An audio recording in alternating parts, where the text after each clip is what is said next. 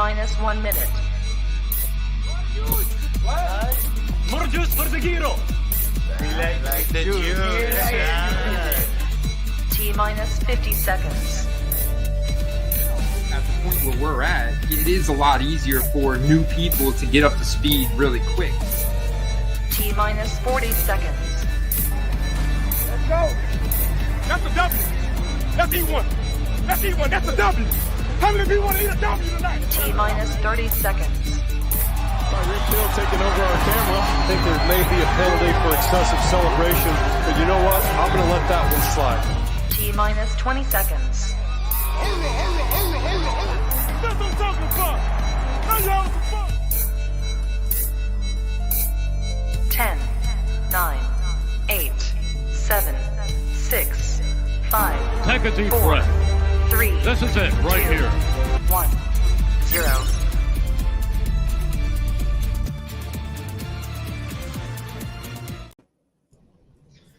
Brock Purdy versus Jalen Hurts. Patrick Mahomes hobbled versus Joe Burrow. Welcome back to the Football Card Quest, guys. We're getting some live eBay sniping tonight. We're going to be talking about the hottest 2023 rumors. And look who's back with us tonight in the studio. We got the eBay hitman, Steve Caladesi. How you doing, man?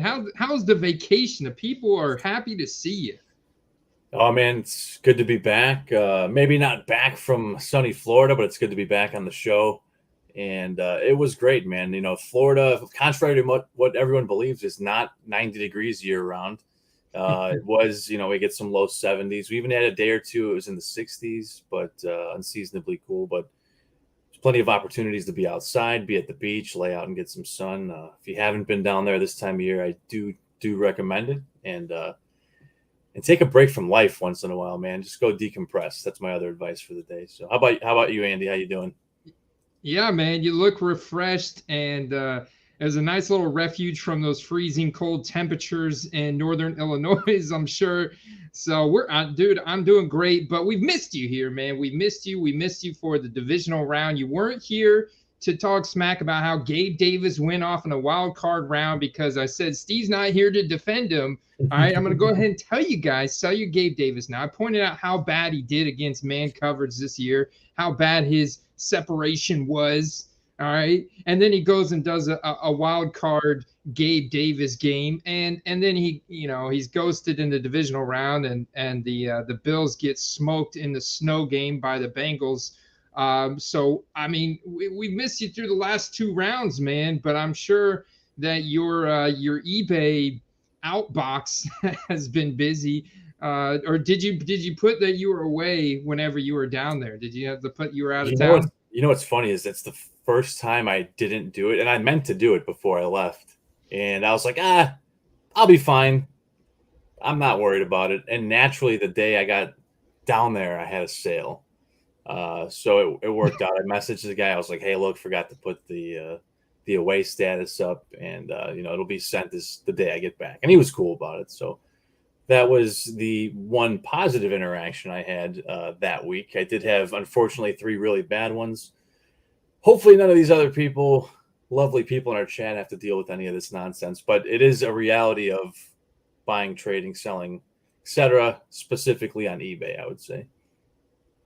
I can't wait to hear those stories too, because I haven't heard them yet. There's not scripted. Like Steve actually had some serious eBay rants that he's going to go into later on in the stream.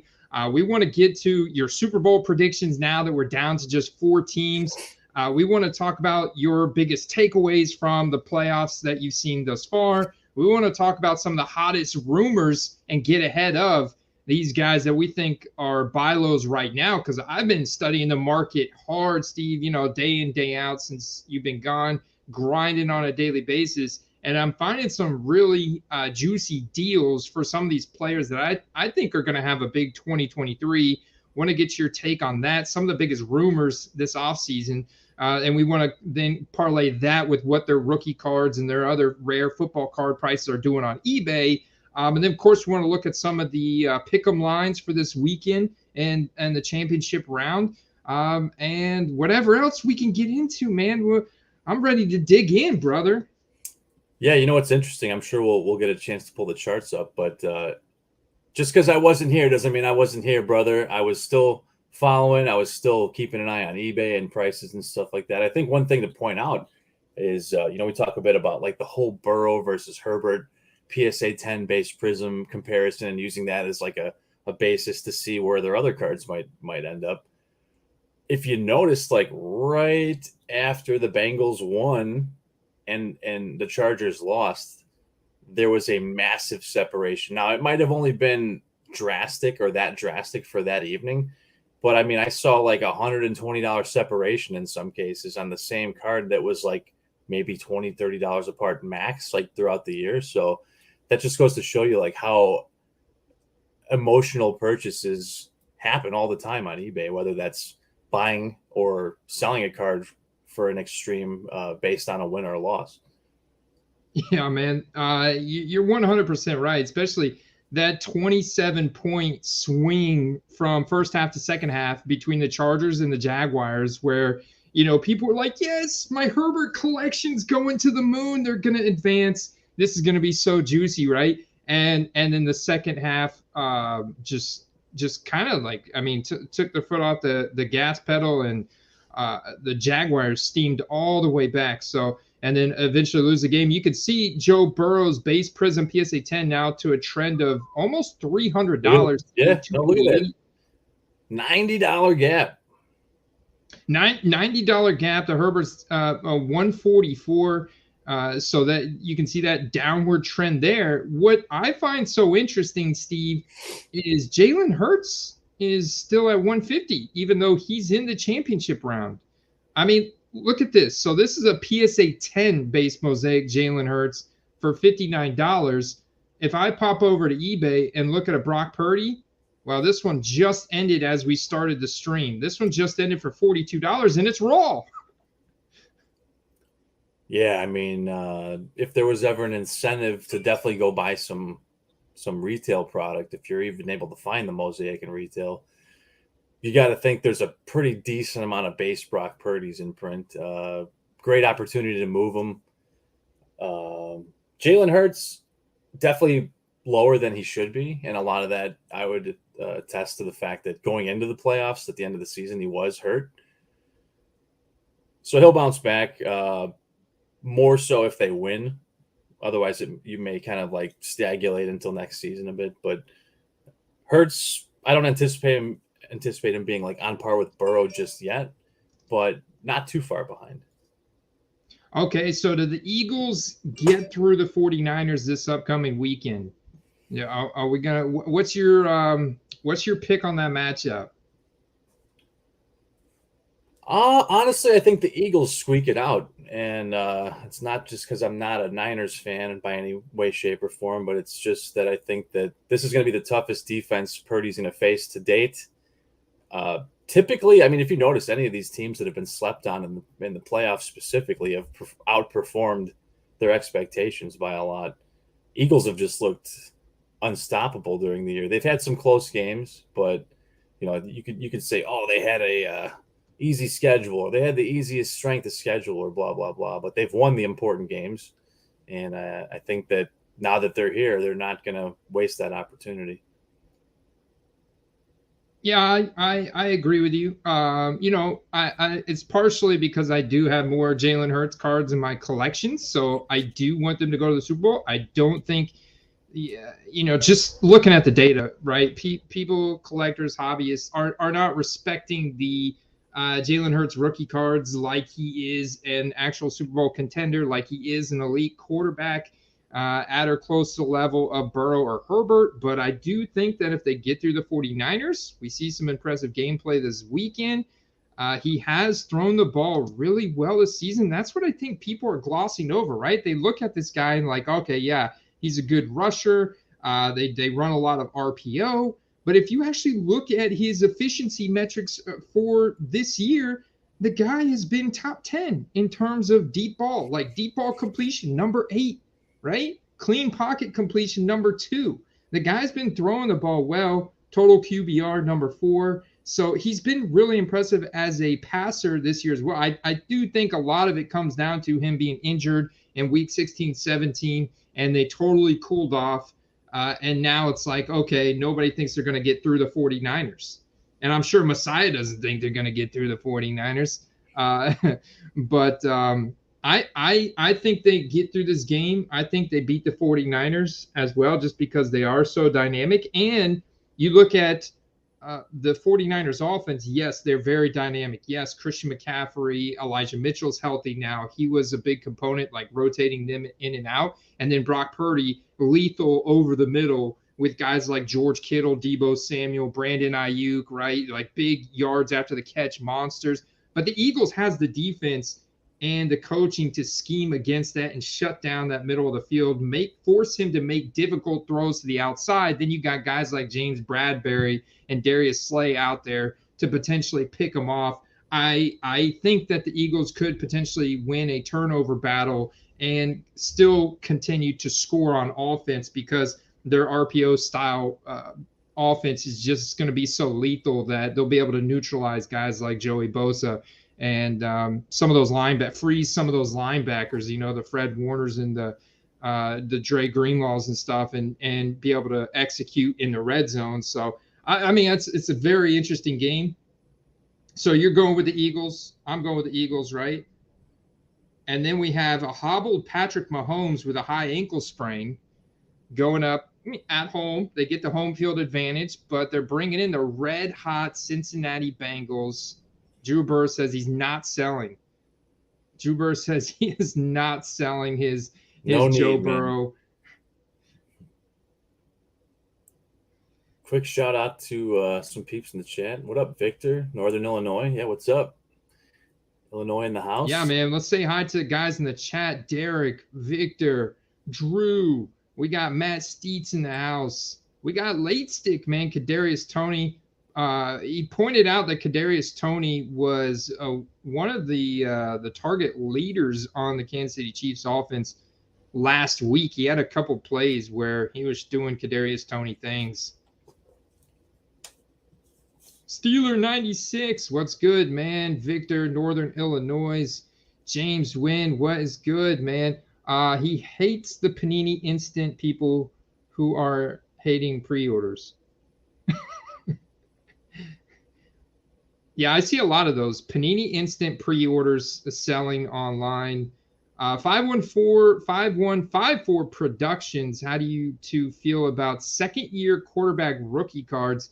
Great question there. I'll definitely star that one and save it for a little bit later on in the stream. We've definitely got to talk some rumors tonight. Tom Brady, the quarterback situation for the Bucs is definitely a big offseason storyline to follow. And let's see who we else got in here. We've got Larry, Dominic Galinsky, what's good, man? Eric Perkins, what's up, brother? I don't speak.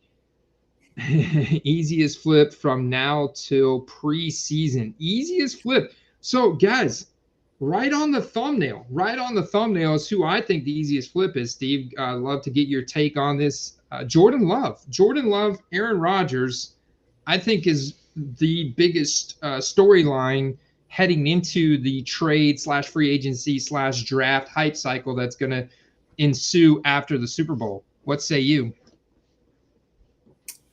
Yeah, I think that it's people are pretty much anticipating that Rodgers leaves. Now that's not like necessarily confirmed yet, but that's a big one. If he decides he's gone, that there's already a pretty big market for Jordan Love, but there's tons of room to grow. The minute they announce he's starting, and as young as he still is, that's a big one. He could arguably be a franchise quarterback there if things go well. And we did see some flashes of competent quarterback play this year. Yeah, some great throws to the outside. They've got some interesting skill weapons now in Christian Watson, and people are still paying too much on for Romeo Doubs rookie cards.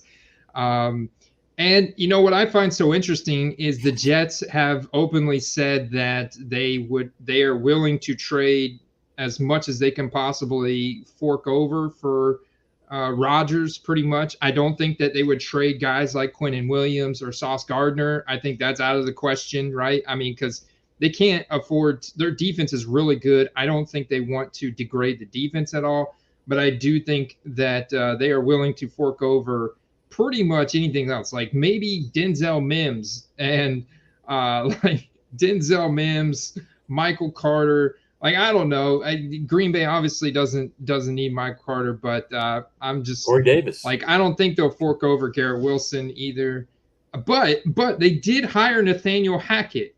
Think about this. So Nathaniel Hackett was Denver Broncos head coach this past year. Abysmal year from him and Russell Wilson. He got fired.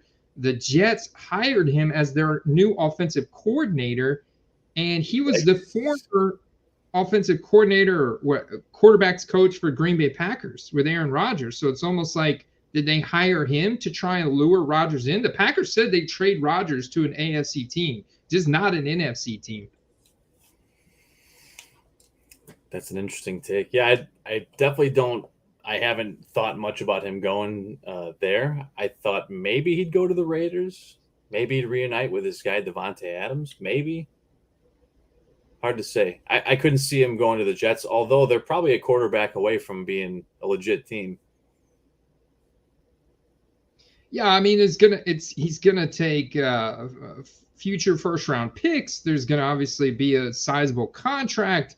I just like whether it happens or not. Like, right, there's a good chance that the Packers could trade Jordan Love then to free up cap space to acquire more draft capital, right? And ultimately, rumors lead to hype, and hype leads to price increases. And with Jordan Love's prices being so low and the limited sample we do have of him, right? I mean, we can already see that his prices have gone up just a little bit. And I think it's based on these rumors. So if news did happen, they'd skyrocket overnight. So I think that he's a very interesting offseason flip. That's got a very big storyline. Obviously, the Bucs and Tom Brady. It's funny, the GOATs are in big storylines again this offseason. Tom Brady, a lot of people say he is going to retire. A lot of people say he's not going to retire. One thing I think is fairly certain is that he's not coming back to the Bucs. I don't think he wants to come back to the Bucs. Honestly, I think the Bucs are going to be in pretty big rebuild mode. We have an aging defense. We've fired Byron Leftwich. Bruce Arians retired. I'm not pleased with the head coaching capabilities of Todd Bowles, and Mike Evans and Chris Godwin both looked off this year. Russell Gage didn't quite work out the way we had planned. Leonard Fournette didn't stay in shape, and he was not quite Leonard playoff Lenny from years past. Rashad White was not quite as explosive as I'd hoped he would be, although I think he may be fine, but the Bucs may be entering total rebuild mode and without Tom Brady. So there's a big question what they're going to do for quarterback, and where's Tom Brady going to go? Can he still go anywhere he wants? Like, will San Francisco take him even though Brock Purdy's undefeated as their starter and playing like, he's the next Tom Brady? He's like Steve Young out there for the 49ers. Yeah, I know there's a couple teams that have been linked to Brady, like you said, the Raiders and 49ers, and it's interesting. Here's the whole thing I don't get is coaching aside, if they were to get Arians back or a more competent offensive head coach, like I could see him staying there because it was more of the offensive line and coaching than anything else. I don't think that he necessarily declined that hard in 1 year. I mean, there's just a general sense of frustration when you just can't get anything going, And let's not forget, he's not mobile. He's 45 years old. So if he's throwing it away or throwing it into the ground, it's because he doesn't want to get destroyed.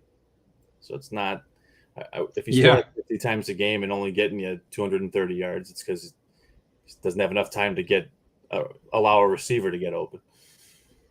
Yeah, that's the thing. His arm strength has not regressed, and his accuracy, you could argue, maybe regressed a little bit, but I think a big portion of his regression is just a fear of taking hits. Like, he literally is terrified to take a hit now. And you could really see it in that Monday night game against the Cowboys. I mean, he absolutely was terrified of taking any kind of hit from any of those Dallas defenders.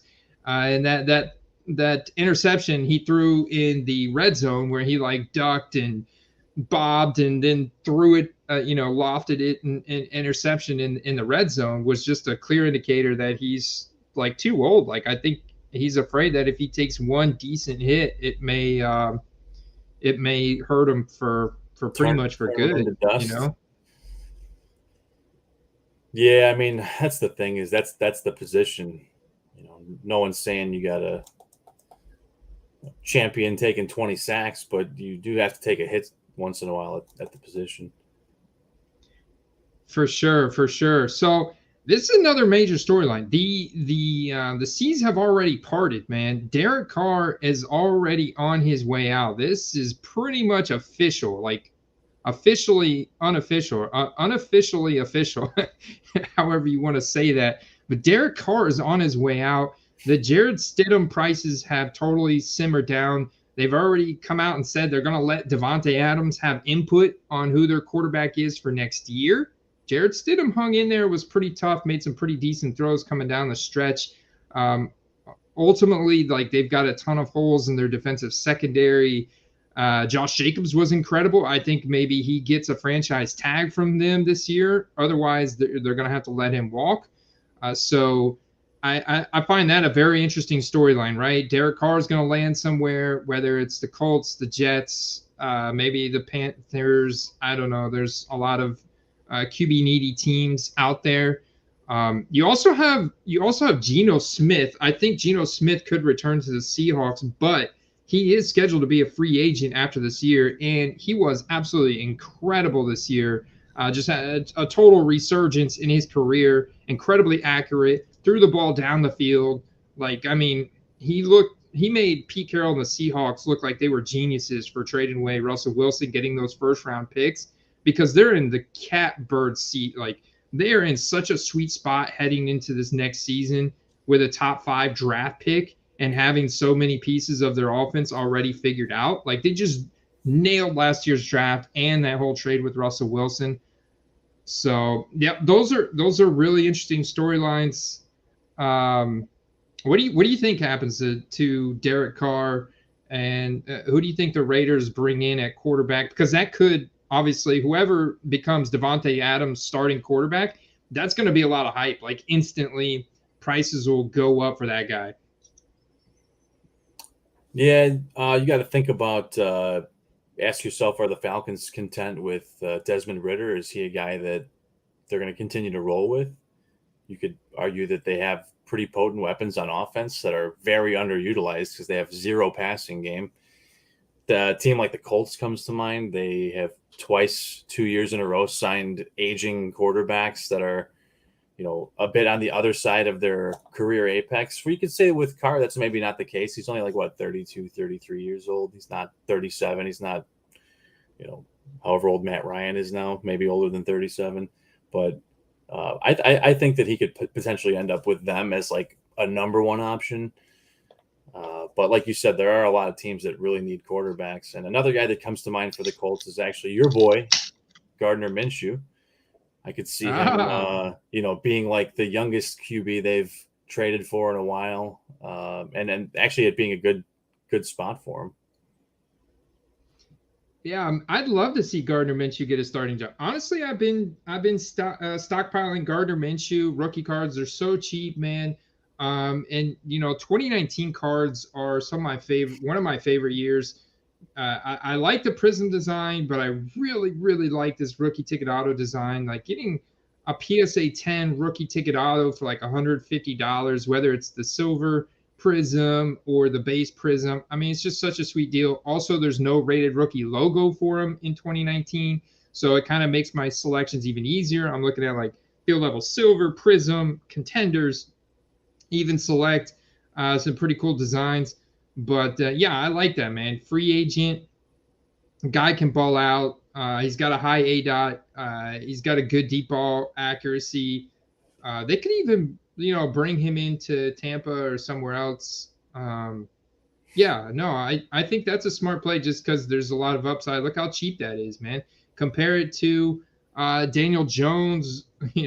Compare it to Daniel Jones, who I do think gets a franchise tag from New York. this upcoming offseason. You know, it's either him or Saquon. They've got to figure that out. It's going to be an interesting offseason for the Giants, but he's done so much for them this year. I think he probably gets a franchise tag. Because it probably, it makes more sense to tag him and then restructure something with Saquon. So, yeah, man, $60 compared to Gardner Minshew at 20. I mean, it's just, that's about what people would spend on like these questionable quarterback that gets a starting job, good team, maybe some wins, that kind of thing, postseason run. Now it's cooled off. But that's kind of what we're looking at there. I think both of those guys are still solid pickups. Like the Daniel Jones cards after they lost that's just a natural occurrence, for any player's prices, like after they're being bounced out of the playoffs. But I mean, if you look at where his stuff was, even from like before the season when I first started plugging him, he finished in the top 5 in QBR. He made it to the playoffs. He has best career statistically. I think he's definitely sticking around, and we may actually see like what you would call like a late career or later career growth out of him just because of the head coach. Yeah, no doubt. Kyle Trask is an interesting one. 2021 rookie quarterback. He's got about the same, I would say, hype as like Davis Mills has right now, and it's, man, maybe you see a little demand spike from Brady retiring. Obviously, the more rare Kyle Trask stuff you could see is still selling. Look, there's one ending tonight. That's a cool looking card though, like the black prism. That's cool looking right there, man. Yeah, especially for Buccaneers, like that's cool looking card, man.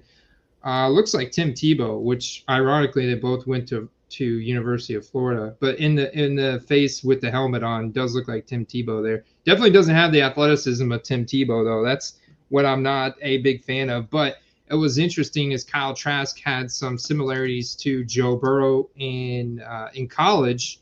Not quite the same, but some similar statistics in their senior years. And Kyle Trask did have a pretty high college quarterback rating, and he had a pretty decent completion percentage and run in the preseason this past year. So I do think there would be some hype there. He's the young guy on the squad, but neither him or Blaine Gabbert, I think, are the long-term answer. Plus, if you do get the news, I would sell him because I don't see the Bucs really being good next year at all, man. I really don't. I mean, they've got so many issues to figure out. You've got guys like Levante David heading into free agency. I mean, it's going to be so challenging for the Bucs to really put together anything good next year. And I think they're kind of entering a rebuild mode. So I don't know. I do, especially with the division they're in. I think that as long as they get back their line healthy, even if Brady doesn't come back, with competent quarterback play, they're built still to win, at least for another year or two. Levante David is a huge piece of that defense, but they have some young guys that have, really stepped it up from 2021 in the playoffs. Trion Sharinka, or however you say his last name, he looked great. And their defensive backs, actually, I think one of the defensive backs, Sean Bunting Murphy, is, I think, going to be a free agent too, but I think they might hang on to him. I think that they still have division winning capability next year. So even at Trask, as long as he's not turnover prone, could see a full season at quarterback. If the 49ers go to the Super Bowl and win the dang thing with Brock Purdy, what do they do with Trey Lance next year, man? Well, that's a serious question. I think they probably field offers, but the asking price is going to be really high. But yeah, I mean, they'll probably field offers and probably send, Garoppolo will be starting somewhere else. Maybe Oakland, even, that he's a good fit for that team. But yeah, you either got to say, hey, you're a backup, or maybe just try to collect some lost draft capital. They spent an awful lot to get him. So if they think Purdy's their guy going forward, you got to try to get what you can. You can't have two number one QBs as much as you'd like to. There's a polarization for you. Base Mosaic, Trey Lance about to close for less than $1, and the Brock Purdy selling for 40. That's a great example of availability, supply, variety. Draft capital year over year. The thing about Trey Lance is I've never been shy about mentioning that I'm not a fan of his or not a fan of investing in him. However, I know that there's a lot of people that are, and if you're in this thing to flip, you should be buying what other people want, not what you want. So, I have bought a handful of like low to mid end stuff on the cheap. You can see his stuff is crazy cheap. I mean, that card would have been like $400 or $500, before the season started probably. So, I mean, that just goes to show you, like, does he get the opportunity again? If the answer is yes, you're sitting in good company because his stuff went berserk. Everyone was convinced he's the next Patrick Mahomes. So, well, speaking of like elite rushers like Trey Lance, when we come over to the players tab on our web app, which you guys can get access to at patreon.com/footballcards, on our players tab, we can actually look at graded football cards sold volume. And look at this. Daniel Jones.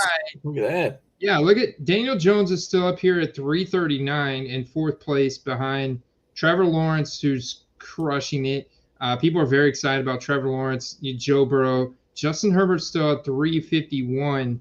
And maybe part of this is because they fired their offensive coordinator, Joe Lombardi.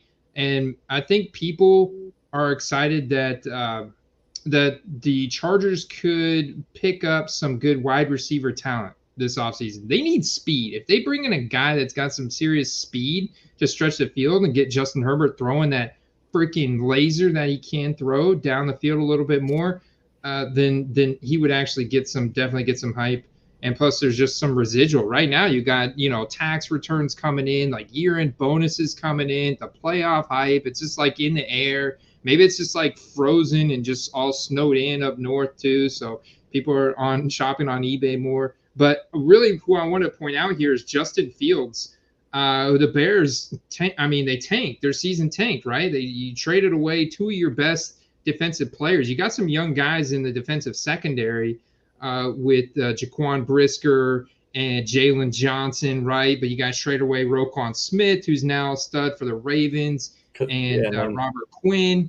And then last season, Khalil Mack. So, I mean, three of your offensive Khalil Mack core are gone in a 2-year period. Did you leave all the burden of defense on the secondary, and you're just going to get annihilated with no pass rush. So, coincidentally, right around the time that Justin Fields figured out how to throw a football was around the time they traded Roquan Smith. So, while they started scoring 35 points a game, they were allowing about as many. So, but I do think that with the amount of cap room that we have, and we actually have draft picks this year, it will be interesting.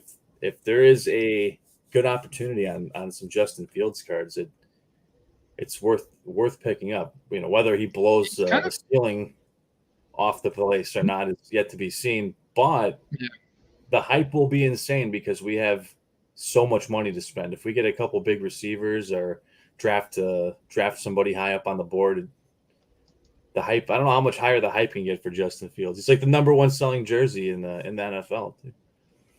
I mean, he's such an incredible rusher. Like, the guy showed elite athleticism in that department. We know he can still throw the ball deep. Like, he's got the arm. And I do think he's got the accuracy. Obviously, you guys had no offensive line, and he was kind of forced, and they started utilizing him more of like a Lamar Jackson style role. And I think they were kind of forced in that direction. But I don't know. So you're convinced that you guys keep him. You don't trade him, right? The first number one overall draft pick this year is more valuable than Justin Fields, right? So you wouldn't want to trade Justin Fields now, and then draft a new guy when this guy's just getting settled in. You're figuring out how to use him. He had a much better second year than he did have rookie year, right? I'm thinking, that's my opinion. So are you convinced of the same thing? Like, you guys use that number 1 overall pick to trade back and acquire more assets, maybe get multiple picks throughout the back end of the first and second, and build in the trenches again like you guys need to. Maybe even get a wide receiver. Or you guys take that number 1 overall pick and you go for like a kind of not a polar opposite, but you go for more of like a Drew Brees style quarterback in Bryce Young or CJ Stroud. I've heard a lot of arguments for both sides, and there's quite a few people that think that they will either draft a QB and then trade either said quarterback or Justin Fields during the draft. Or I've also heard that Bears trade down and they trade those picks that they get and keep trading down. I guess there's a really good lineman somewhere around pick 14 to 16 that they're looking at. So that makes the most sense. I don't think that you give up on Fields after you just, let him run the gauntlet and get his head taken off for almost 2 years straight. He's definitely showed that this can be a potent offense and a guy we can build around. But I think that there's a lot of people in the organization that want a traditional quarterback. We've seen the outstanding seasons that rushing quarterbacks can have, but we've also seen how quickly they can decline when they're not running as often. Yeah, very true. And so I pulled him up on, this is what's so challenging for me, Steve, is I like this kid, and I like the Bears market, right? You talk about jersey sales. I think that's a great metric just to kind of gauge where hype is. You can go look up like NFLPA or Fanatics even has where they track jersey sales. And so I come over to tcdb.com. So if you're trying to collect, you're trying to set build, I think I saw Justice mention this question earlier. Definitely want to check this site out because you can filter by brand, sets, players, and you come over to Justin Skyler Fields. Skyler, that definitely sounds like a early 2000s name. So he's born 1999. There you go, man. Be like a wealthy suburb to have a middle name like that. Yeah, he's got 5,929 rookie cards. 5,929 compared to Joe Burrow, who should have just as many, right? Because the 2020 class was really where Panini ramped up production and the boom happened. But let's just filter by his rookie 4,348. So there's definitely a big increase from 2020 to 2021 class. And so that's what makes it so challenging in finding the good cards to buy into, right? Because of so much different variety, you really have to sift through a lot of this riffraff, like this Mac Jones orange die cut out of 249 right here. Yeah, I see that a lot these days. A lot of people tagging other players as a certain player in order to move a card. It's kind of shady, but I like that RPA right there. That's really nice. Like, this is a cool card. I love the little hologram rated rookies all over it. It's an acetate finish, so if you guys aren't familiar with that, it's like a thick plastic, almost like a credit card kind of. No, I love those. If you never held one, they're highly unique. But it's not worth $210. I'm sorry. Even if it is, it's just not gonna.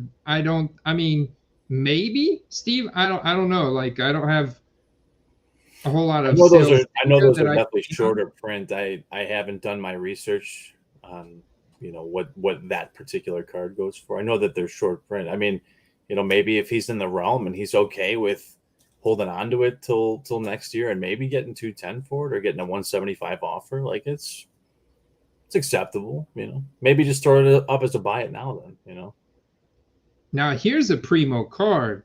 Brother. You got the National Treasures brand. You got it sealed by Panini in a one touch. So maybe it was a redemption or it came out of the box like that. Yeah. Triple color patch, stitching, on-card autograph, 61 out of 99, RC shield, about $1,000, man. So he's definitely got some hype going for him right now. Like, people 75 watchers, 33 bids, is ending in 17 minutes. How high do you think this one continues to climb? I don't know, man. I'm actually pretty surprised that it's already almost at 1,000, given the print run. But I mean, it is National Treasures. It's got a 3-color patch on it. I don't know. I could see it going for like, I really don't have a basis for comparison, but 1,200-1,300 maybe. I want to see if I can find what a Trevor Lawrence, because I think at this point, when you're talking about 2021 quarterbacks, you can do a pretty good, I think, comparison between Justin Fields and Trevor Lawrence, because there's polarizing fan bases and market shares there. But Trevor Lawrence, in terms of his performance and his hype with what Doug Peterson has brought to the table there in Jacksonville, I mean, this has been a smashing success for the Jags this year. And honestly, I think you could look at them and compare them to how the Colts have regressed. Their defense is aging. Their quarterback situation is just a disaster in Indianapolis. They've got to figure that out. And Jonathan Taylor's had a terrible season, but he's a guy you could buy into, maybe definitely bounce back next year. But then you look at the Titans regressing, and then you look at the Texans, who just have so many holes to fill, leaks in their boat, that even if they do draft Bryce Young, it's not gonna save that franchise. It's still probably a couple years out from being contenders. And with the way the Jags played this year, man, they could be a force to be reckoned with. They could make it to the playoffs the next 4 or 5 years in a row just by winning the division title in the AFC, getting there that way. Kind of like the Bucs did this year. Even if you finish below 500, if you're a division winner, then you're in. Yeah, I think that I'd be curious to see, well, with Lawrence having gone to the playoffs and making it to the next round versus Justin Fields, who did not make the playoffs. In fact, was the exact opposite of making the playoffs, but is very hyped up. I'm curious to see, where the price differential is here. It's a field pass. Those field passes are beautiful.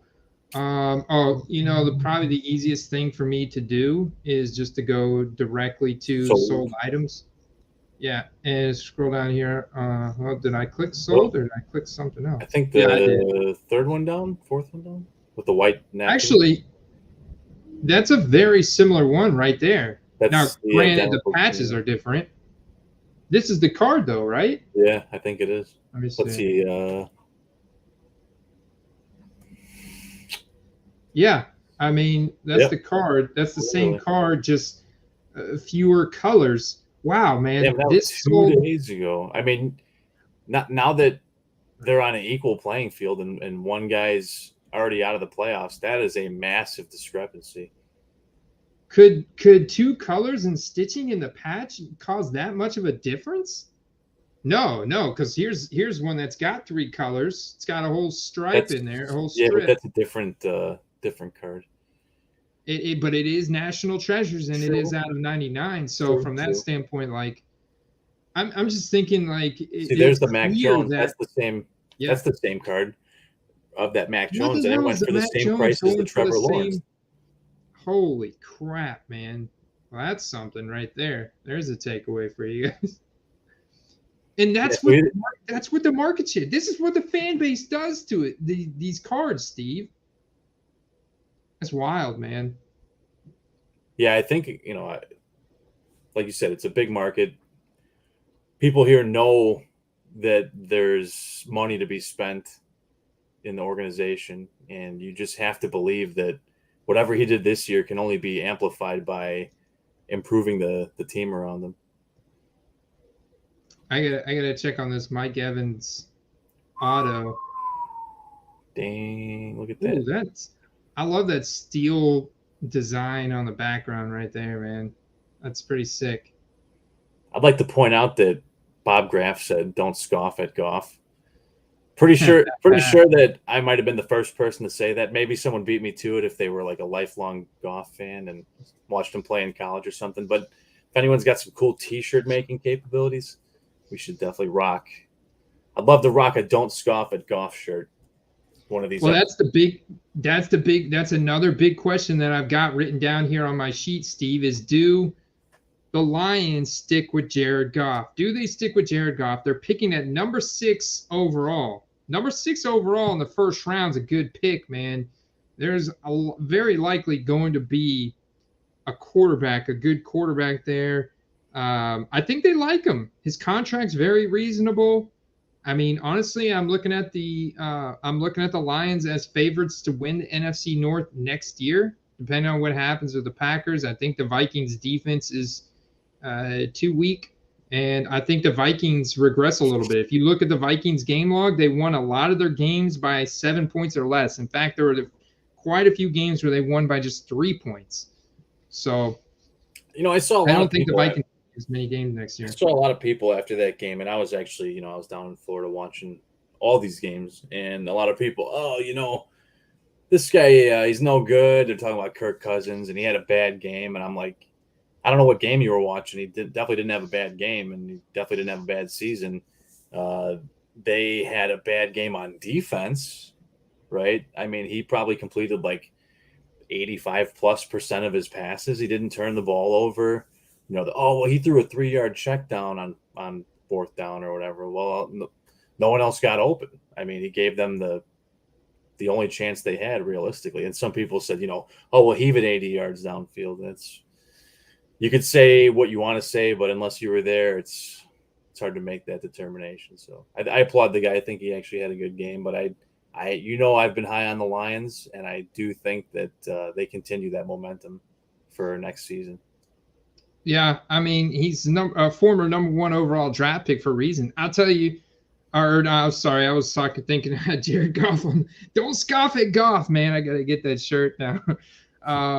Auto pick Jared Goff. That should be another shirt. That'll be my shirt.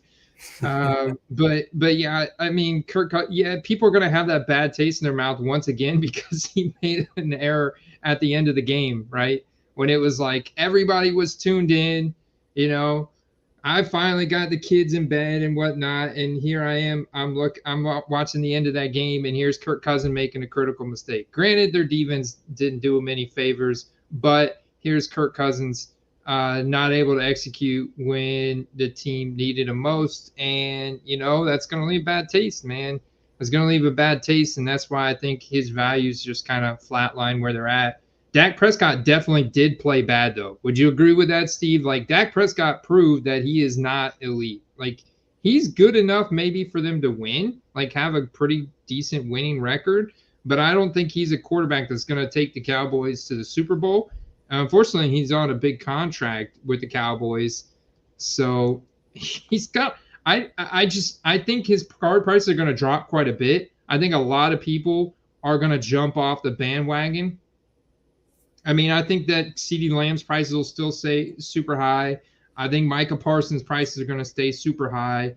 And I think Dak prices are going to continue to dip. Maybe get closer to that of Jared Goff. By this time next year, we could be looking at Jared Goff prices being flipping. That of flip-flopping with Dak Prescott. Yeah. Possible. I mean, there's, as well as they played to end the season, there's still people that are in denial about the Lions. I mean, if you live in the Midwest, you've watched them suck for 25 or 30 years. So I get it. It's hard to change the way you think about things, especially an organization. But I will say this about the Cowboys, though. On the last drive in the 4th quarter, there were some critical errors, not Dak's fault. There was some stepping of the out of bounds. There was some not getting some feet in bounds. There was quite a few critical errors by quite a few people on the team that weren't named Dak Prescott. But I do think just as a whole, they just didn't play good. But you're also, again, you're talking about going against the 49ers, and the 49ers defense is pretty outstanding. Yeah, and you had that critical Tony Pollard injury where his ankle got rolled up on, which is unfortunate. Not the best time to get hurt when you're looking for a new contract, or maybe a new team and a new contract. But I know, man, it's bittersweet, and I know I feel terrible for him, and hope him a speedy recovery. But I guess it's opened a little window to buy low into his cards again. If you look at a bright side on it for card collectors and investors, some of these Jared Goff, like, people are clearly valuing as a seller. Some of these auctions are valued pretty high, so people kind of know what they got. Like, they know they got something that's got potential. Andy, that by Black not Friday doing. card's pretty cool. It looks cool, man, Right. right? I mean, Right. it ends tomorrow night. It is serial numbered. I like the fact that it's serial. Like, something like this, I think, is pretty neat because it may be from Panini. What? I don't know. Panini Black Friday is the set, so it's not like, Prism, Optic, Select. It's Panini Black Friday, which is like almost looks like a Panini Instant type of brand, but you got a really cool background. You've got a massive RC shield here, so it's an official rookie card. You got a serial number.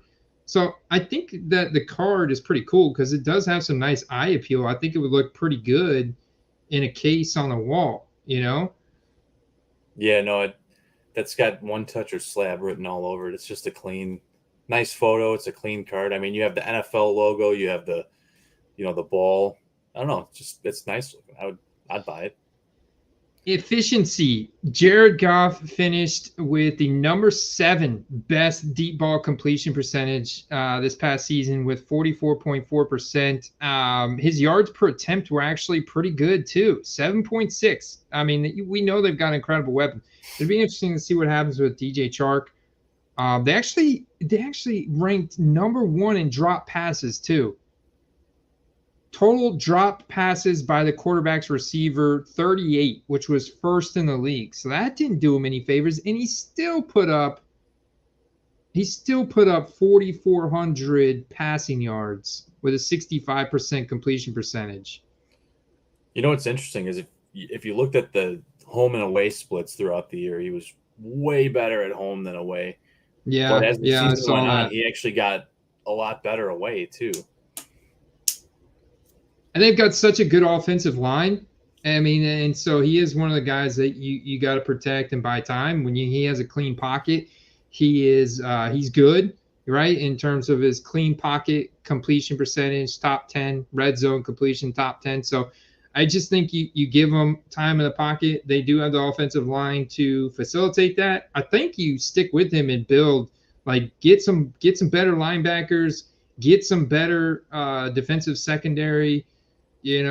And man, the sky's the limit because this team could be taking down the NFC North next year with Jared Goff behind center. That could be pretty good for the hype, man. For the hype, get the Lions into the playoffs for once, dude. Imagine putting another Aiden Hutchinson-esque player on the opposite side. I mean, that'd be nightmare for opposing teams. So I don't know if I got your pick between the Bengals and the Chiefs, or we should know it, right? We should know. I said this it pick, before right? the season.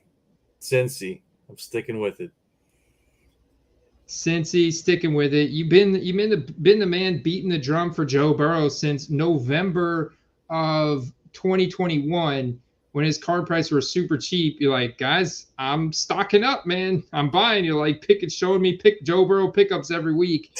And then you were just like, just counting the $100 bills in your wallet at Super Bowl time. And I know some of the guys in the chat, like, shout out to you guys. You guys did a great job on selling Joe Burrow, flipping his cards based on Steve's advice in the Super Bowl time last year. And here we are again. And once again, you got Patrick Mahomes, high ankle sprain. But, hey, the dude is a trooper. Great offense. Chris Jones on the Kansas City front line has been incredible at getting pressure to opposing quarterbacks this year. They're down a couple starters on their offensive line for the Bengals, but it didn't seem to bother them much last week. And Joe Burrow is just so good under pressure. And I don't know. I like the Bengals in this one as well, Steve. I think the Bengals get it done. I think they just flat out outscore Kansas City, and they get a couple stops, right? If Patrick Mahomes is not 100%, the Bengals defense is pretty solid. I think they've got some really good defensive minded coaching over there as well. So I'm looking for the Bengals to take this one down, man. I'm looking for Bengals Eagles. People are calling for Bengals 49ers. I think that's a much they're both going to be really close games, but I like the Bengals in this one too, Steve. Are you feeling more of a shootout in this one? We've watched guys like Burrow is a quarterback, so always a bit higher in price, but T. Higgins is a guy that, we've been plugging on the channel. You started plugging probably before anyone else. And, I remember when his like rookie ticket autos were like $30-$35, and even the bases, seeing going for like 60 and up on most occasions. Any of the serial numbered ones are going for 80 to 120 any given day. And if you got a PSA 10 or a different graded one, you're looking at 135, 150. I mean, there's obviously a lot of people buying in to what Cincy's putting out there. The thing that's interesting to me is there's all these shows on ESPN and there's all these other content creator shows. They're like, how did we miss it? How did we not see the Bengals being this good? And it's like, well, the only thing I could think of is either you weren't watching the games or you were watching too much ESPN, because all they were talking about was the Bills. All they were talking about was the Chiefs. That's not what we do around here, Andy. We talk about the guys that you should be focusing on, not the most obvious ones, right? Yeah, man. Between you and I, we've had some really good takes. We've also been wrong before, and we openly like to discuss that as well, so we can review the thought process that led us to bad picks. But I think I've been wrong a lot more than you have. You've been really, really solid, and that's why you keep coming back, man. We thought about getting rid of you the 2 weeks you were gone, and but here you are back again. I can't get rid of you, man. Can't get rid of you. The people demand your return. Well, I'm flattered, Andy, and I keep coming back because I love to be here. And the speculation game is just the bulk of the fun, man. It's a bulk of the fun. Football itself is fun, but whether you're doing it for your fantasy team or you're doing it for collecting or you're doing it for trading or selling or flipping, speculation's the name of the game. Everyone wants to be in on a guy before everyone else was, right? There's a certain inherent ego bragging of something, nature of something that comes with saying, I was in on that guy before you were, right? And being right about it. Yeah. And that's why sometimes people jump on that bandwagon quick, right? Like that's where we get the FOMO from, the fear of missing out. I like this prediction from Victor here, 2020 class matchup, Burrow versus Hurts, Herbert investors in shambles. I like this is such a provocative question that Bills fans are not going to like at all. But is it safe to say Josh Allen is closer to Dak than Burrow? How much do we see Josh Allen's cards go down? Because they were getting closer to the price of Patrick Mahomes than they were any other quarterback, relatively speaking, heading into this postseason. There's no doubt he's still a playmaker. He can make plays when things break down, but you saw a couple of holes in his armor. He doesn't have the quarterback guru for a head coach anymore. And he's suddenly, if you looked at the stat sheet on a game-to-game basis, there was just about 2 turnovers, it seemed like, every game. And no matter how many yards he throws for, how many touchdowns he throws for, there is a cost that comes with that as far as winning games go. And I've never been anti-Josh Allen, but I have been more pro Burrow than most people. And I will say that I think that you're seeing what's been kind of forecasted and foreshadowed. Last year I said I thought that by the end of the season there'd be a changing of the guard as far as like the sought after QB in the hobby market. If Burrow beats Mahomes for a 4th time, I think it's just inevitable at that point. Man, this thing is like reading your mind. I typed in Josh Allen and it pulled up Josh Jacobs. Another guy. This is your guy. Do you know that Josh Jacobs what was it? The second best fantasy point performance on the season occurred in week 12 by Josh Jacobs. He finished with 45 freaking fantasy points in the game. I think on the season, Josh Jacobs had the most rushing yards in the entire NFL, if I'm not mistaken. Yeah, and if you look at that was the guy. Remember before the season, Andy, his prices were like people were paying like bottom tier running back prices for him because they were convinced that he was on his way out. He proved them wrong, man. You just got to give that guy some contract incentive. Also brought in Devontae Adams. I'm sure that helped a little bit. I think these Josh Allen cards, I don't see them getting super low, but I definitely see them cooling off. I think there's going to be some really juicy deals. They've got to figure out a way to run the ball better. You're right, man. Losing Brian Dable definitely hurt them. But they've got to figure out a way to have a better run game. Excuse me. It's got to happen, man. It's got to happen. They've got to stop putting everything on Josh Allen shoulders. Stephon Diggs is just one guy. Gabe Davis is just average. He's not like a T. Higgins number 2. Gabe Davis is not T. Higgins. Steve, would you say that? Like T. Higgins is leaps and bounds better than Gabe Davis, and I think that was proven this dynamic playmaker, and he's like got a lot of possession receiver capabilities. Gabe Davis is like very explosive. You know, he may not carry you week to week, but when you really need him, he somehow shows up. So he's got that going for him. He is only 23. He is only 23, so I don't think we've quite seen the ceiling just yet, but he's shown a lot of potential. We'll see what happens over the next year or two. Going back to the Buffalo running game thing, I know there's been some people linking Tony Pollard to the Bears, but I could honestly see him maybe going to a team like Buffalo instead. Interesting. Yeah, I was kind of wondering if, like, you know, Devin Singletary's been okay. I wonder if it's more of a role and usage situation because James Cook has been okay. He's a rookie guy with some juice. Guy that I wanted to buy into. He actually had a pretty decent wild card game too. And I just didn't like the way the play calling was handled in that snow game at all last weekend. And I'm not sure they really need a guy like Tony Pollard. I almost think like they need to fire Sean McDermott and bring in somebody new, man.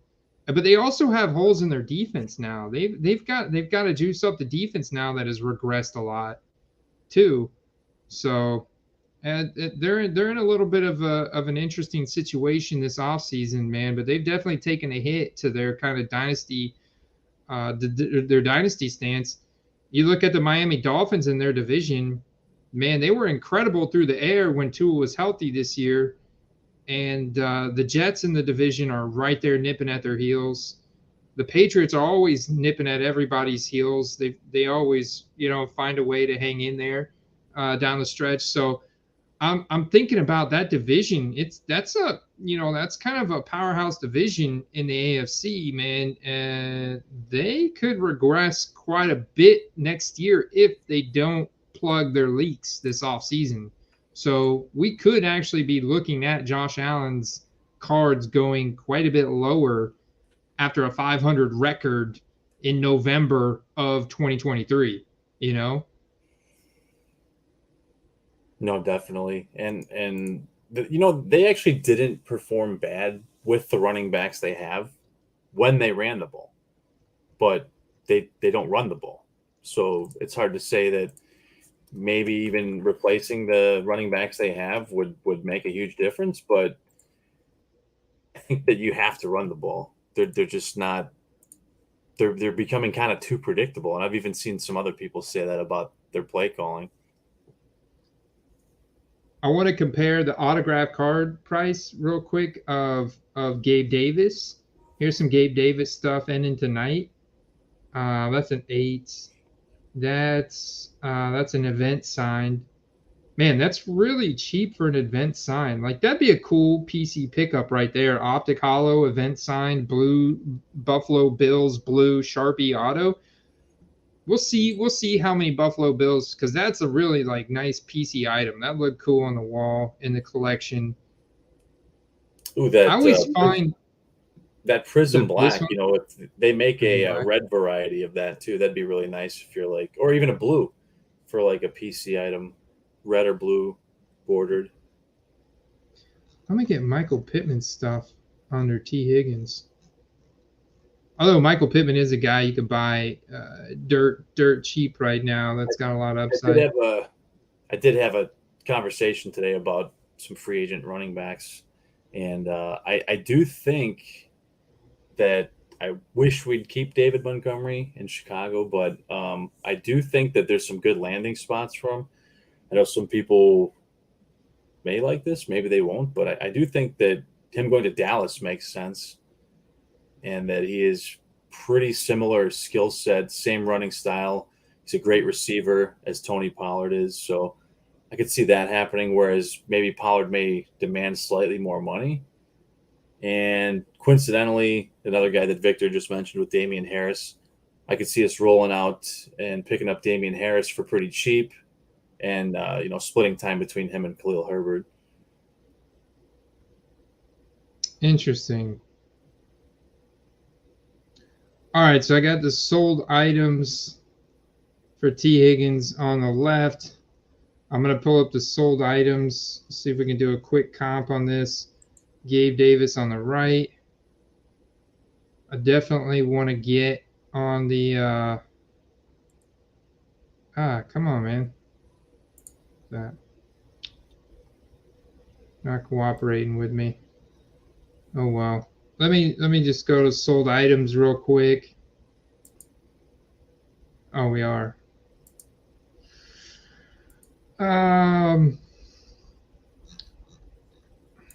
So many different solds. I was gonna say I like the event sign. Okay, best offer accepted. 36. There's the $35 Black Prism Auto Select. Here we go. Okay, 25th, $31. $31 for that. $31 for the Optic. 60. Looks like T is definitely a little bit more, which is where it should be. I was really hoping to see this because I was gonna flip my lid if tell you guys to just stop watching the stream and go list your Gabe Davis in a buy now right now. Sell those suckers if you didn't do it already. If you didn't do it last week, because I did tell people last 2 weeks in a row to sell Gabe Davis. Wild card one. It's nice. Yeah, that's a beautiful card. Beautiful card. So let me see. Get all my windows straight here. I can't which windows which. All right, so let me pop over to underdogfantasy.com here, guys. One of our great partners besides the Sports Card Shop Live that you guys see up here in the top left that we are sponsored by. Definitely want to check them out. They are the ultimate live streaming shopping experience, guys. You can go and get into box breaks, singles auctions. Really cool. At checkout, you can get one-click grading service there. They have all kinds of promos and different live streams that they're running where you can buy stuff from.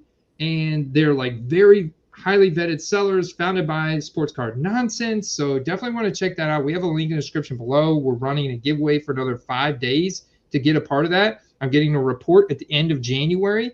And those people are going to be entered into a chance to win the 2022 Donruss Hobby Box, which is that cool 3D Donruss design. And then Underdog Fantasy.com, promo code QUEST. You guys can get a 100% instant deposit bonus if you're a new sign up, and you will get a 100% instant deposit bonus. And you can play pick'ems and potentially 20x your money the same day. So if we look at the stats, we just pick higher or lower. We got the interceptions for Joe Burrow, Steve, against Cincinnati. Do you always like? Okay, it's Joe Burrow. Are you going to go for the interception or no?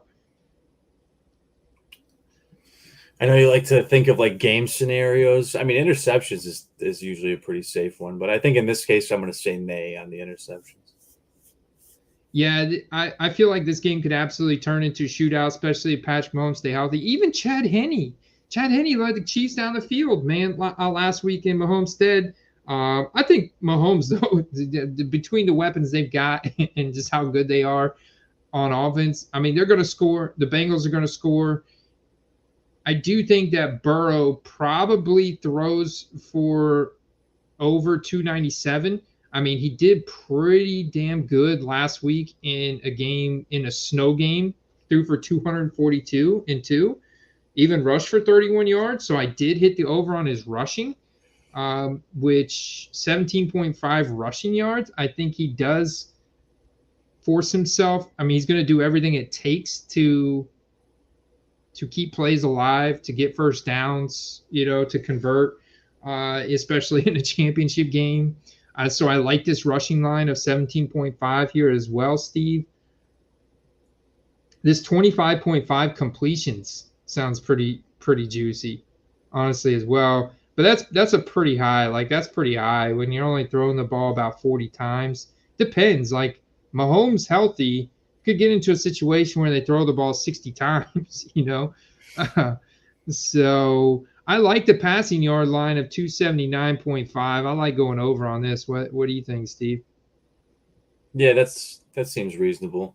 I didn't check the weather just yet, but maybe I'll take a look at that real quick. I totally missed the weather, the snowing in Buffalo last week. I'm like, I picked over on Burrow. I'm thinking Burrow, Josh Allen, like this game's going to turn into a shootout. And then I turn it on. I'm like, oh, it's snowing. I'm like, oh, yeah, duh. You're supposed to check the weather. Yeah, I mean, towards the end of the season, it's definitely worth looking at. So we got a high of 25 with a chance of snow in the morning.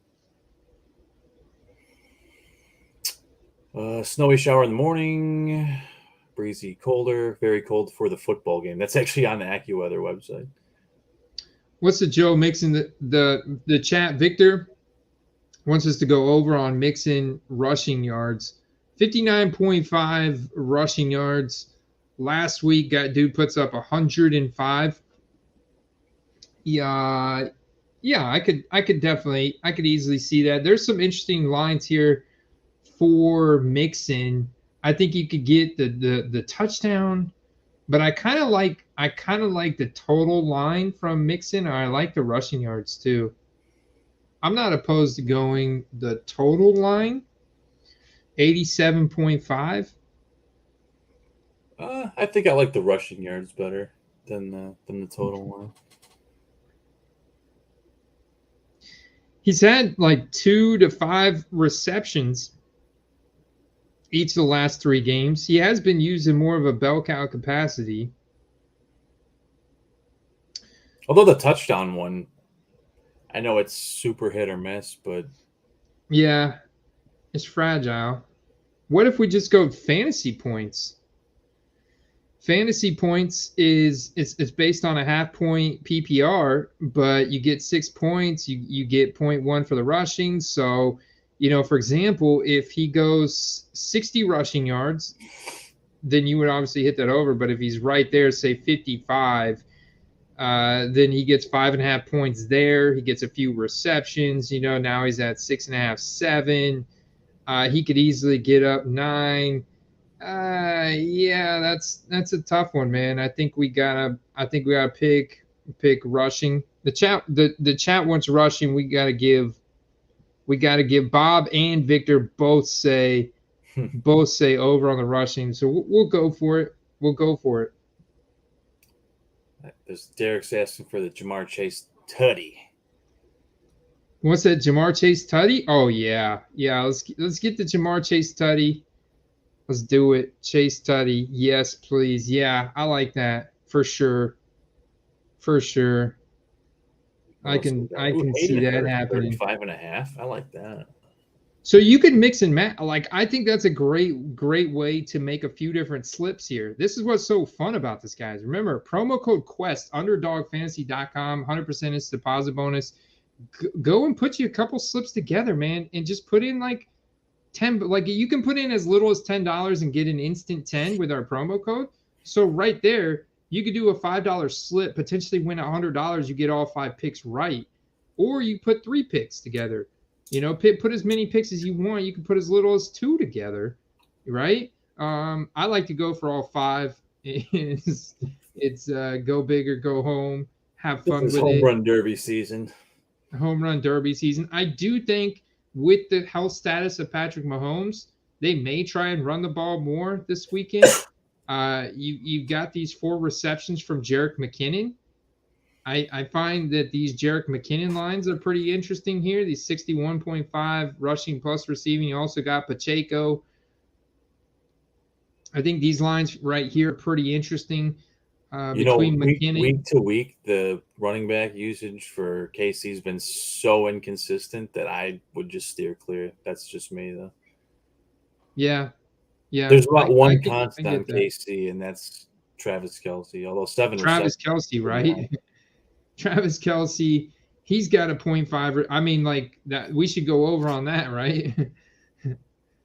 He's clearly the focus of that offense. Even half point PPR, 14.9 fantasy points, 7 receptions though. I feel like this guy, the guy's getting double-digit targets, whatever. Vegas, I don't even they didn't even play their starters in the second half of that game, and right? He still had 6 catches.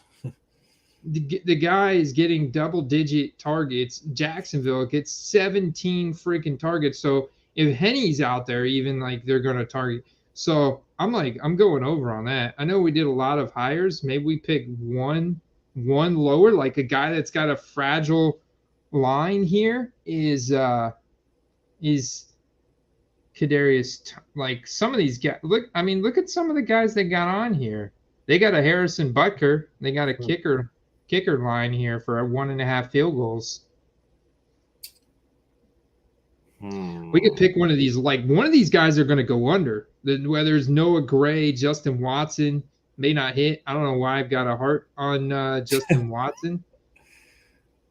I mean, one of these. He's another boomer bust. It's one. Tony could go under, or he could easily go over as well. He's been getting rushing attempts. I think he gets involved. Mecole Hardman still questionable. What's MVS's last few games been like? Oh man, brutal. So it's like, is he due, or does he just get totally ghosted again? Well, I mean, I like the lower. Honestly, I feel like he's been kind of phased out of the game plan just about. Do $5 slip. No insurance. If you turn the insurance on, it lowers your payout on the 5 pick'ems to 10, but you can get one wrong. So you can still get 4 out of 5 right and get 2.5x. I think it makes more sense to do the insurance if you were really doing this for a living kind of thing. Yeah. You just wanted to if you did a ton of slips every week and just did 3 slips, you could do different combinations of Burrow and different combinations of Mahomes and different combination of Jalen Hurts and just constantly get 1.5x your money on 3-pick parlay. I could see people turning that. I know there are people that do this for a living, straight up. They play props for a living. I mean, you're probably then, moving to New Jersey or one of those states where they allow you to have access to all the different sports books. Unfortunately, here in Florida, the online casino thing is still in limbo in the legal system, which sucks. I forgot about that before I left, Andy, and I got stuck. I had made one wager before I left, and then I got down there, and I was like, oh, shoot. I couldn't make any more wagers. So whatever the one I had in, that was it. And I couldn't do anymore. I completely forgot about that. And I should have known better because it's happened to me before last year during the playoffs. But I was just thinking about going down to relax. So it's all good. We got this week to make a little wager here and there. So you got Cincinnati, Philly in the Super Bowl. Cincinnati's taking it down then? I think so. It feels right. So there you go, guys. Get those Bengals cards. Get those Bengal cards listed, ready to go. I got a couple of questions. 5154 Productions back at the beginning of the show. How do you feel about second-year QB rook cards? So we're talking about who? Kenny Pickett? Malik Willis? I saw somebody mention they bought a Sam Howell earlier. Yeah, Scatterbrain. Let's go Scatterbrain, man. Honestly, I like Sam Howell better than a lot of the other guys. I think Sam Howell is more pro-ready than your Matt Corrals and even Malik Willis, man. Sam Howell is more pro-ready than Malik Willis right now. There's a hot take for you. Maybe it's not so hot anymore after seeing Malik Willis play a few times, but Sam Howell could be more pro-ready than Desmond Ridder. Desmond Ridder didn't look good at all for the Falcons, you know? Yeah, the thing about the whole pro-ready argument, though, is it doesn't necessarily implicate a high ceiling. It could just mean that the player has peaked earlier as far as his maturation goes. So it's interesting.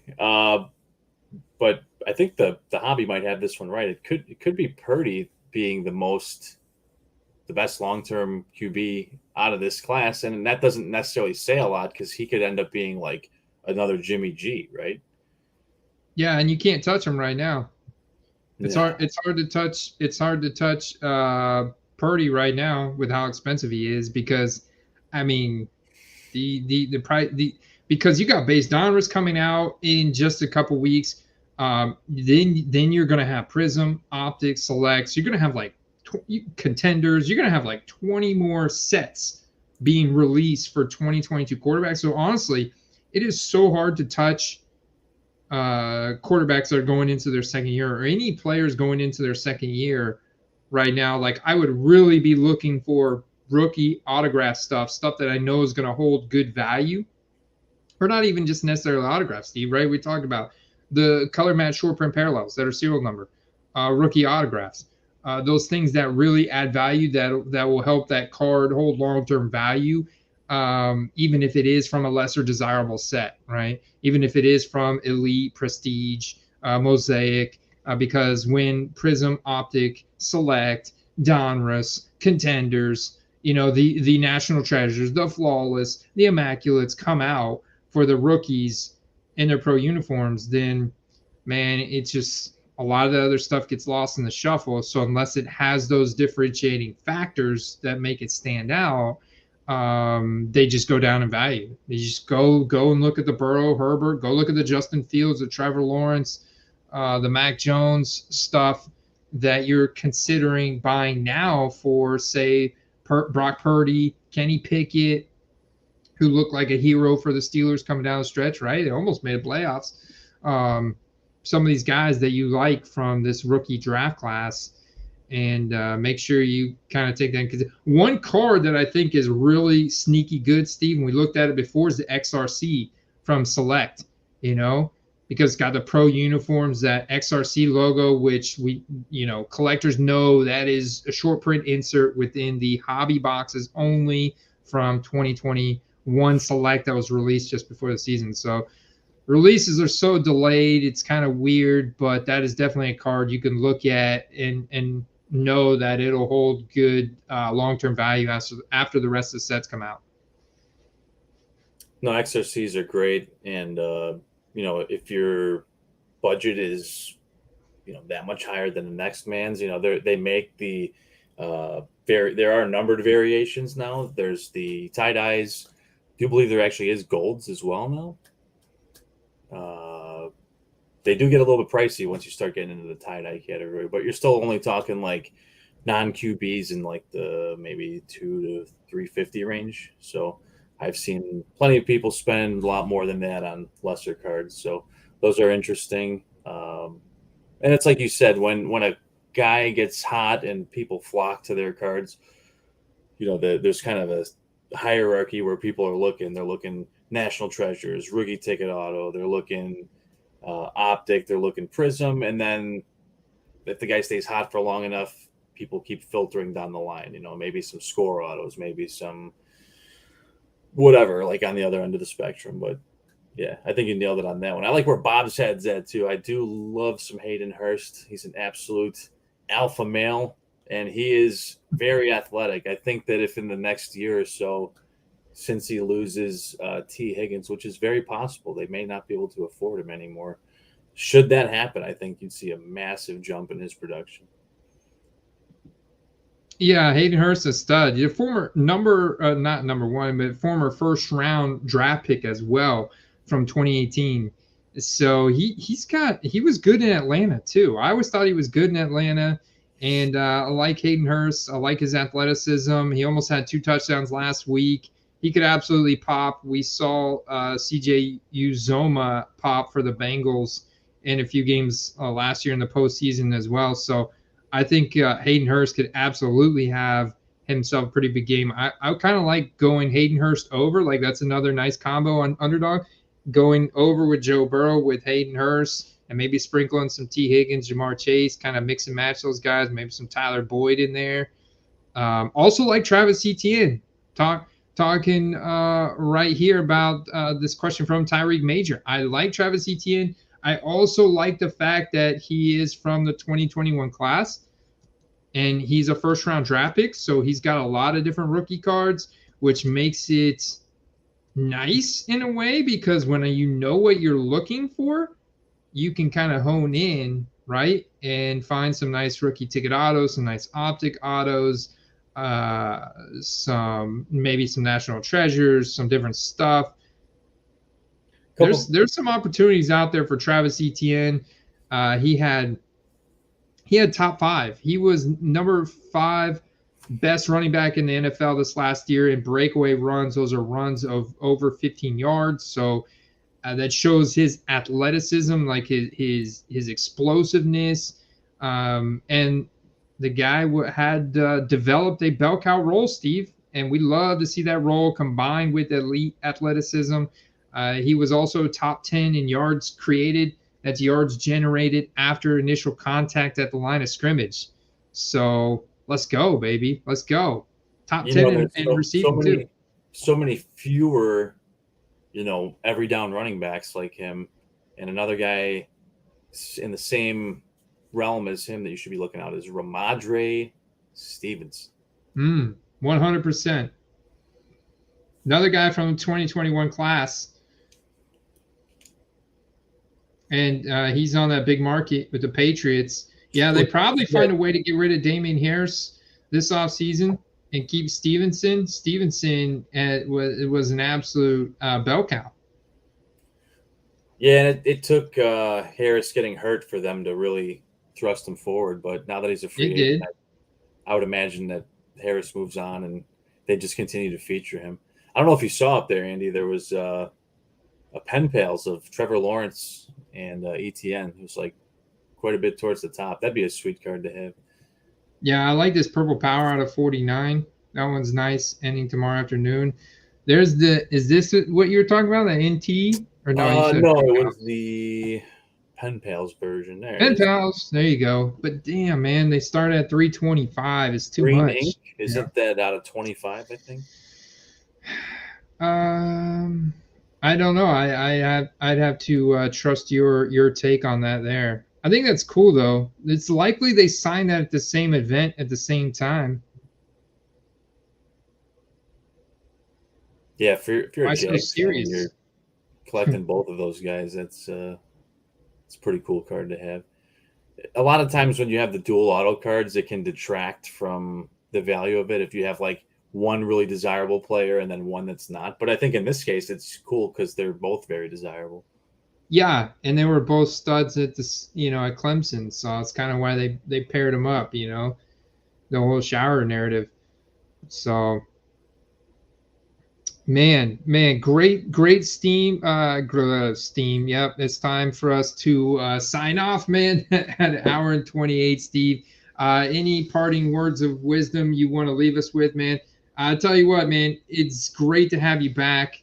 Keep me in line, make sure my takes are grounded in well-researched data, and you add some really nice flavor to the show, man. So it's good to have you back. Show the audience, man, the tattoo that you got in South Florida. Little sneak peek there. Check it out, man. Once it's fully Steve healed, got him I'll some do a fresh little. ink. Once it's fully healed, I'll do a little more showing off. But just took the bandage off today. So yeah, I'm excited about that. I'm excited to be back. I'm excited about playoff football. I know people who are already excited about the offseason. They don't even care about the Super Bowl. It's a good time for football, man. And it's a great time for buying, or it's a really great time for selling if you're lucky enough to have any cards of the key players that are still playing. So that's another one. Heck yeah, man. With that, we are out, folks. I hope you enjoyed the stream tonight. Don't forget to go down and hit that like button and subscribe if you're not already. The Crypt Keeper says Bengals versus 49ers. We got Bengals versus Eagles, but it's going to be close. It's going to be close. So I'm excited as well. We'll be back next week. I'll probably be back again this week. I've got one package over here in the mail, but I was supposed to have two, and there's supposed to be a third one on the way. I got to do research on where the rest of my packages are. I'm a little concerned about for next week. It's been a minute since we showed off any of our. Maybe you have, but since I flashed any of the stuff that I picked up from the recent weeks in the mail, I'll have that set aside for our next show, so we can show that off. We'll have a whole week till the Super Bowl after this weekend. So sell those base mosaic Brock Purdy cards right now, RFO. Go down, hit that subscribe button, that like button, share with a friend, and then go list that Brock Purdy card for $50 and sell that sucker this weekend. Do it, and let us know in the comments. Let us know if you sell that card in the comments. We're out. Appreciate you guys. Peace.